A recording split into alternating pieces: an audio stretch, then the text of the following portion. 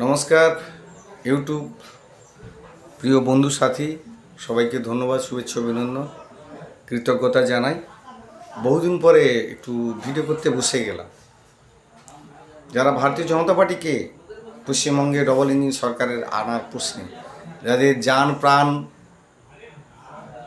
বাজি রেখে সরকারটা এনেছিলেন, তাদেরকে ভারতীয় জনতা পার্টির সমস্ত স্তরের কার্যকর্তার পক্ষ থেকে অনেক অনেক শুভেচ্ছা। আজকে যেটা বলতে চলে এলাম, কংগ্রেস কোনো অ্যাকচুয়ালি রাজনৈতিক দল নয়। ব্রিটিশ সাম্রাজ্যবাদের বিরুদ্ধে লড়াইয়ের প্রশ্নে একটা মঞ্চ তৈরি হয়েছিল। সে মঞ্চের প্রত্যেক বছর নির্দিষ্ট একটা দিনে 3 দিনের তামাশা বলেও বিভিন্ন আখ্যায়িত হয়েছে গবেষক ঐতিহাসিক দ্বারা। অনছিল 3 দিনের তামাশা। তো সেখানে চেয়ার চূড়াচুড়ি, কাদা ছুড়াছুড়ি, টেবিল ভাঙা হয়, অনেক কিছু। আর পশ্চিমবঙ্গের সরকার পালাদা বদলের পর যে সরকারটা একটা স্বেচ্ছাচারী, স্বৈরাচারী, একটা হিল্লারি মনোভাবপন্ন একটা জঙ্গলরাজ কায়েম, এটা ভারতীয় জনতা পার্টি সহ সবাই কম বেশি বলেছিল।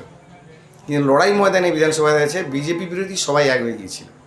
সেই তর্কে আমি যাচ্ছি না, বলতে চাইছি বিধানসভার ভিতরটা হয় একটা সুশৃঙ্খল, সুস্থ, সারা পশ্চিমবাংলার আইন প্রণেতা, পশ্চিমবাংলার মানুষের বিভিন্ন রকম পরিষেবামূলক আলাপ আলোচনা, বিল আনা ইত্যাদি। সেখানে পশ্চিমবঙ্গে শাসক দল তৃণমূলের যে ক্ষমতা ছিল, তারা এখন বিরোধী। তারা নিজেদের মধ্যে যে চ্যাংদোলাদুলি, নিজেদের মধ্যে যে গালাগালি, ডিম ছোড়াছড়ি, একটা অদ্ভুত পরিস্থিতি। কি সংস্কৃতি এলো! ভারতীয় জনতা পার্টি কিন্তু কোনো ডিম ছোড়াছড়ি, কোনো কাদা ছোড়াছড়ি, কোনো ঝামেলার মধ্যে নেই। পশ্চিমবাংলার মানুষ দুহাত তুলে আশীর্বাদ করেছে। পশ্চিমবাংলা বিজেপি সরকার প্রতিষ্ঠা হয়েছে। সময় লাগবে, কিছু কাজকর্ম করতে গিয়ে ভুল ত্রুটি ধরা পড়ছে। তা এর মধ্যে যেভাবে বিজেপি বিরোধী তারা সবাই এক হয়ে লড়াই করেছিল যাতে না পশ্চিমবাংলায় বিজেপি সরকার আসে, কিন্তু মানুষ যেটা চেয়েছে হবে, গণদেবতা রায় মেনে নিয়েছে।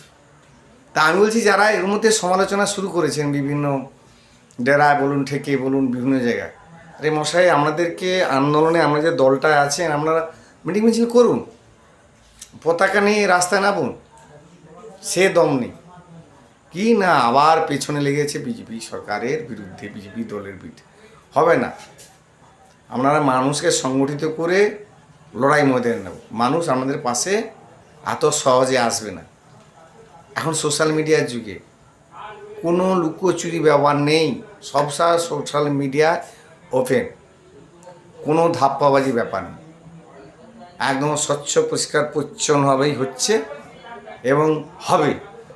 হ্যাঁ, অন্নপূর্ণা নিয়ে অনেক চর্বিত চর্চা চলছে সর্বত্র, এটা অস্বীকার করা উপায় নেই। কিন্তু এটাও ভাবতে হবে, যারা অ্যাকচুয়ালি পাওয়ার অধিকার নয়, তারা দয়া করে দিয়ে সরে আসতে হবে।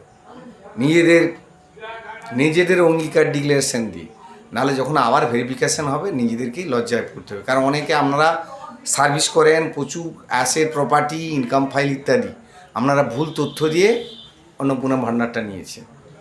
সেই জায়গাটা সতর্ক থাকুন। ন্যায্য হতে দাবিদার, ন্যায্য যিনি প্রাপক, ন্যায্য যিনি অধিকারী, তিনি পাক।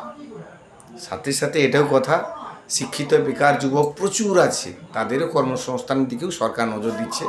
সবটা সময়ের অপেক্ষা, তাড়াহুড়োর ব্যাপার নেই।